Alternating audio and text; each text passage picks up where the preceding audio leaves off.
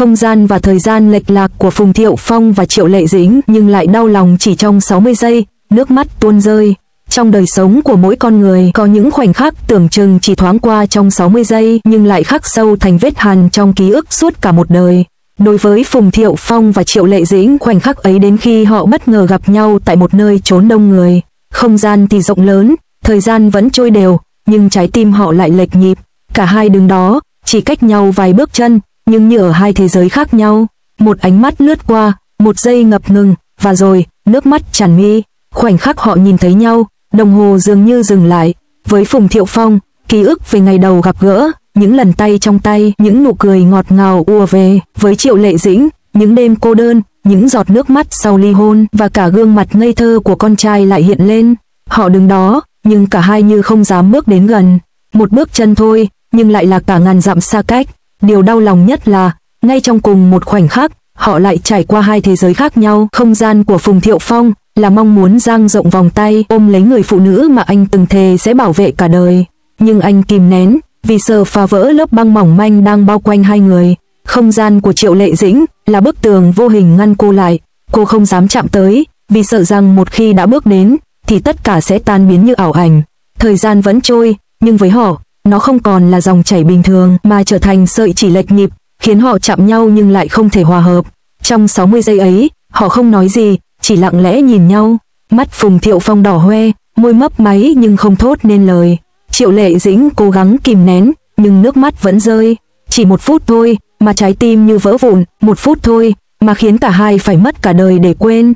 Có lẽ, tình yêu là vậy, khi còn ở bên nhau, ta không biết quý trọng từng giây phút. Đến khi mất đi, chỉ cần một phút ngắn ngủi đối diện cũng đủ khiến con tim đau nhói như bị xé ra từng mảnh. Trong khoảnh khắc ấy, những thước phim của quá khứ lần lượt chiếu lại trong tâm trí họ. Ngày cưới giản dị nhưng ấm áp, khi họ từng mỉm cười bên nhau, hứa hẹn một tương lai trọn vẹn. Ngày con trai chào đời, họ cùng nắm tay nhau, khóc vì hạnh phúc. Những chuyến đi du lịch, những lần tay đan tay trong ánh hoàng hôn. Và rồi, là những ngày lạnh lẽo, những cuộc cãi vã, sự im lặng dần kéo dài, khoảng cách dần lớn lên, cho đến khi ký đơn ly hôn. Mọi thứ quay về trong 60 giây, đủ để làm trái tim nặng trĩu. Điều trớ trêu nhất là, cả hai đều muốn một cái ôm, một câu nói, anh nhớ em cũng vậy. Nhưng giữa họ là sự tự tôn, là vết thương chưa lành, là những định kiến của dư luận và cả nỗi lo sợ làm con trai bị ảnh hưởng. Vậy nên, họ chọn lặng im, nhưng im lặng đôi khi còn đau hơn ngàn lời trách móc. Những người chứng kiến lúc ấy kể lại, tôi đứng ngay đó, trong khoảnh khắc họ nhìn nhau, tôi cảm thấy như cả thế giới đều lặng im. Chỉ còn lại hai con người với đôi mắt chan chứa nước, nó giống như hai hành tinh từng xoay quanh nhau, nay lệch quỹ đạo, chỉ lướt qua rồi rời xa mãi mãi. Khi Triệu Lệ Dĩnh quay đi, cố lau nước mắt, Phùng Thiệu Phong không kìm được, anh cúi đầu, giọt lệ rơi xuống, anh biết mình đã đánh mất điều quý giá nhất, và điều đau lòng hơn cả, anh không biết liệu có cơ hội nào để bù đắp nữa hay không. Cô bước đi, lòng run rẩy, nước mắt lăn dài, nhưng cô không dám quay lại, cô sợ rằng nếu nhìn thêm một lần nữa, cô sẽ không đủ can đảm để rời đi. Trong tim cô, vẫn còn tình yêu, nhưng tình yêu ấy giờ bị bao phủ bởi nỗi đau, bởi quá khứ chưa kịp hàn gắn. Khoảnh khắc 60 giây ấy trở thành chủ đề nóng trên mạng xã hội.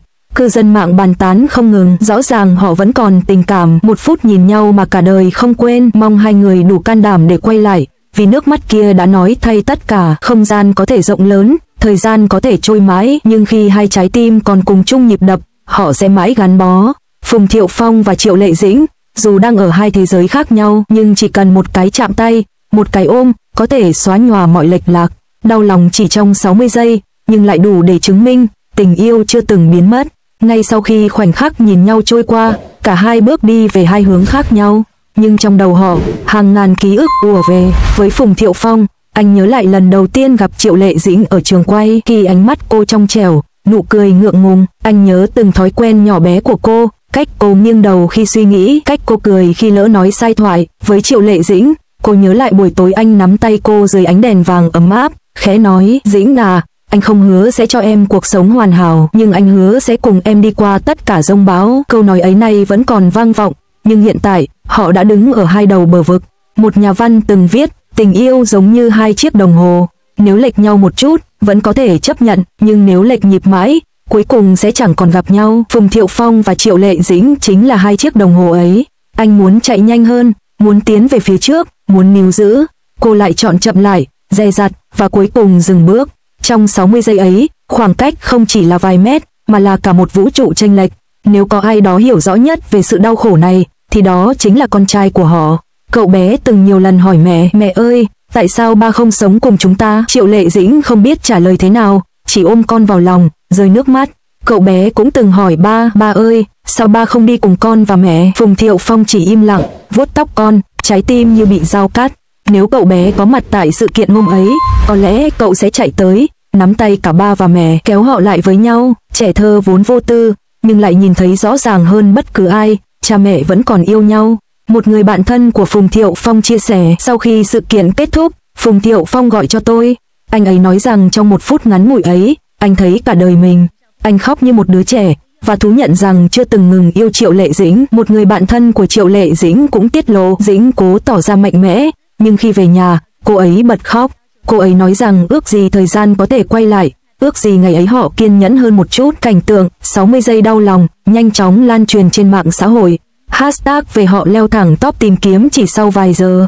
Chỉ nhìn nhau thôi cũng khiến người khác bật khóc. Đây chắc chắn là tình yêu. Tại sao phải để cái tôi ngăn cản hạnh phúc? Quay lại đi, chúng tôi sẽ ủng hộ. Nếu con trai họ nhìn thấy cảnh này, chắc chắn nó sẽ hiểu rằng ba mẹ chưa bao giờ hết yêu. Không ít fan còn cắt ghép lại những khoảnh khắc ngọt ngào trong quá khứ của họ, so sánh với hình ảnh hiện tại, để rồi để lại những bình luận nghẹt ngào. Thời gian có thể thay đổi tất cả, nhưng tình yêu của họ thì chưa từng mất đi. Nhiều người hâm mộ còn viết lại những kịch bản giả tưởng. Sau khi sự kiện kết thúc, hai người tình cờ gặp lại trong một hành lang vắng. Phùng Thiệu Phong run rẩy cất tiếng, Dĩnh, anh vẫn chờ em. Triệu Lệ Dĩnh quay đi, nhưng giọt nước mắt phản bội cảm xúc trong lòng. Chỉ cần một cái ôm thôi, có lẽ mọi khoảng cách sẽ được xóa nhòa. Dù chỉ là tưởng tượng, nhưng cũng đủ để cộng đồng mạng tin rằng khoảnh khắc định mệnh này có thể là bước ngoặt để họ tìm lại nhau. Khoảnh khắc của họ khiến người ta suy ngẫm, tình yêu không phải lúc nào cũng cần những lời hứa hoa mỹ. Điều cần thiết nhất là trân trọng từng phút giây ở bên nhau. Vì chỉ cần một lần buông tay, có thể cả đời cũng không tìm lại được. 60 giây ấy, tuy ngắn ngủi, nhưng chính là minh chứng cho sự thật. Yêu thương chưa bao giờ rời đi, chỉ là bị vùi lấp bởi nỗi đau và sự tự tôn. Có tin đồn rằng, trong cuốn nhật ký cá nhân, Phùng Thiệu Phong từng viết, nếu có thể quay lại ngày đó, tôi sẽ không ký vào đơn ly hôn. Tôi thà chịu đựng những cái vã, còn hơn là sống một đời thiếu em. Còn Triệu Lệ Dĩnh, trong một cuộc phỏng vấn, đã từng khẽ cười và nói, người ta hỏi tôi có hối hận không? Tôi chỉ nghĩ, hối hận thì cũng đã muộn rồi. Dù thời gian có làm cả hai già đi, dù khoảng cách có xa, nhưng khoảnh khắc 60 giây ấy đã chứng minh rằng, tình yêu chưa từng biến mất. Có thể hôm nay họ chưa đủ dũng cảm, nhưng ngày mai thì sao? Có thể họ cần thêm thời gian, nhưng trái tim rồi sẽ dẫn họ quay về. Và cư dân mạng vẫn tin rằng, một ngày nào đó sẽ có một bức ảnh khác lan truyền, không phải là nước mắt chia ly, mà là nụ cười đoàn tụ. Không gian và thời gian có thể lệch lạc, nhưng trái tim nếu còn cùng một nhịp sẽ có ngày tìm lại nhau. Đó là câu chuyện đau lòng nhưng cũng đầy hy vọng về Phùng Thiệu Phong và Triệu Lệ Dĩnh. Một phút ngắn ngủi, nhưng dư âm kéo dài cả đời. Hai con người từng yêu nhau sâu đậm, từng xa nhau đau đớn, nhưng chỉ trong một phút ngắn ngủi đối diện, họ đã khiến cả thế giới tin rằng tình yêu vẫn ở đó, chỉ chờ một cơ hội để quay về.